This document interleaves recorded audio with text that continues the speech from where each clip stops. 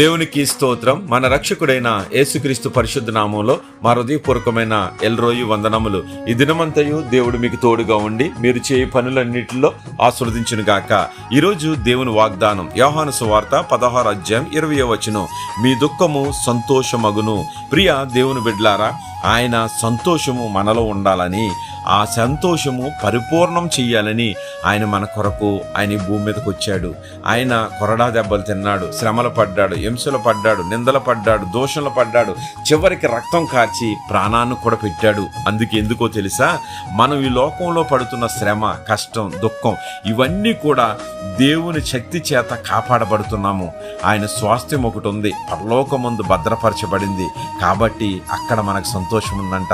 ఇక నిందలు, శ్రమలు, కష్టాలు, హింసలు అన్నీ భరిస్తే కనుక అవి వచ్చినప్పుడు నీవు అధికమైన సంతోషముతో యేసు నామమే జయమని ఆయన నామాన్ని గణపరుస్తూ ఉంటే కనుక ఆయన అంటున్నాడు, నువ్వు నశించిపోవు సువర్ణం అగ్ని పరీక్ష అవుతూ ఉంటుంది. అది శుద్ధపరచబడిన తర్వాత చాలా సువర్ణంగా మారుతుంది. అలాగే నీకు శోధనలు వస్తాయి, అవసరాలను బట్టి శ్రమలు వస్తాయి. కాబట్టి అమూల్యమైన నీ విశ్వాసములో శోధనలు, పరీక్షల చేత నిలిచిన వాడివై దాన్ని ఎదుర్కోవాలి. ధైర్యముగాని ఈ లోకంలో శ్రమ, దాన్ని ఎదుర్కోవాలి.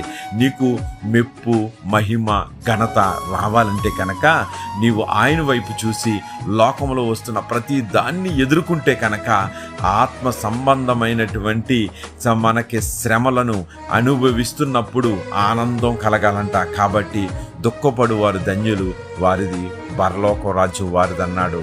ఆత్మ కోసం దీనులైన వారు ధన్యులు, ఆయన దేవుని రాజ్యాన్ని చూస్తారు, దేవుని చూస్తారన్నారు.